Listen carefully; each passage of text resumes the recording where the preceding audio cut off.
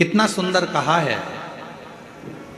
सोमवार का व्रत है, पशुपतिनाथ का व्रत है, 16 सोमवार का व्रत है, संकट सोमवार का व्रत है, प्रदोष का व्रत है, शिवरात्रि का व्रत है।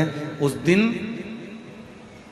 बेलपत्र को, जिस दिन आपका व्रत होता है उस दिन बेलपत्र को नहीं तोड़ा जाता। कितना सुंदर वर्णन है, जरा सुनिएगा शिव महापुराण का, लिंग पुराण का ये वर्णन, शिव पुराण का, स्कंद पुराण का ये वर्णन ध्यान रखना।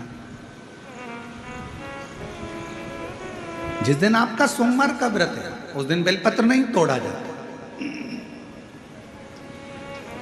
जिस दिन आपका पशुपतिनाथ का व्रत है उस दिन आप बेलपत्र नहीं तोड़ोगे वृक्ष से। जिस दिन आपका प्रदोष का व्रत है उस दिन बेलपत्र नहीं तोड़ोगे।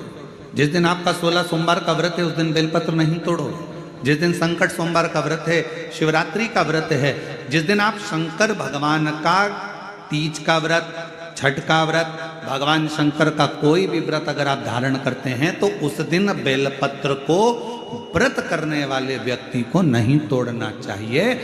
व्रत आज है तो बेलपत्र को एक दिन पहले तोड़कर रख लेना चाहिए। क्यों? ऐसा हमारा शास्त्र, हमारा विधान, हमारे पुराण, हमारे वेद क्यों वर्णन करते हैं? किस लिए वर्णन करते हैं?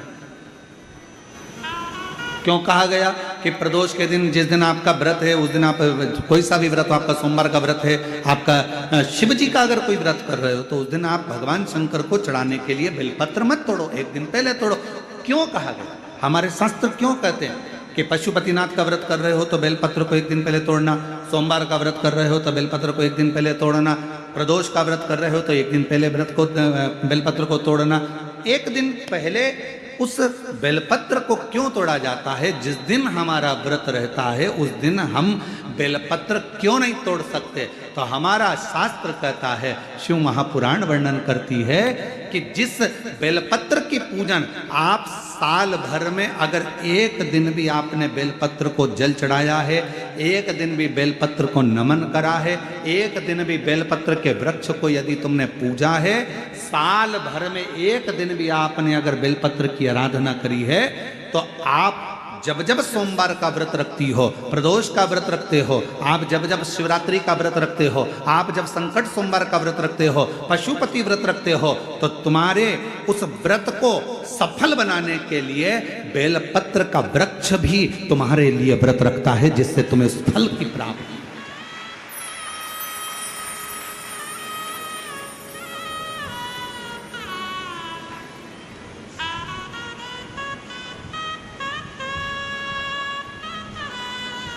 कथा सुनने आ रहे हो? घर के बाहर बेलपत्र का पेड़ है, कथा श्रवण करने जा रही हूं, बेलपत्र का वृक्ष है। नहीं, आपको अगर कथा सुनने जा रहे हो तो बेलपत्र अगर चढ़ाना है तो एक दिन पहले आप बेलपत्र को उतारो।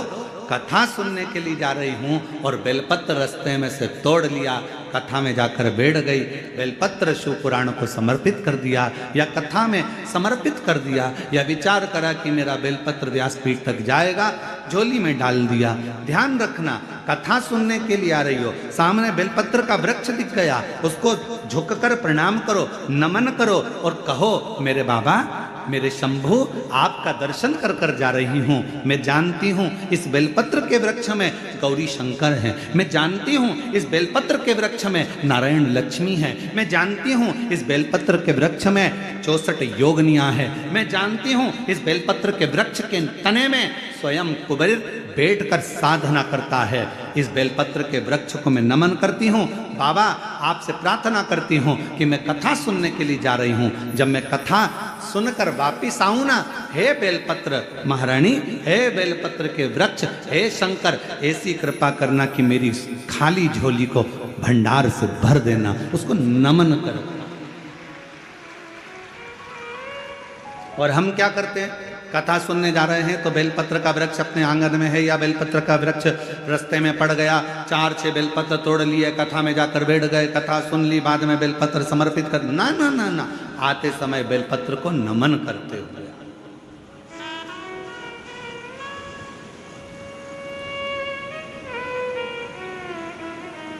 प्रणाम करते हुए। विनय करते हुए आओ।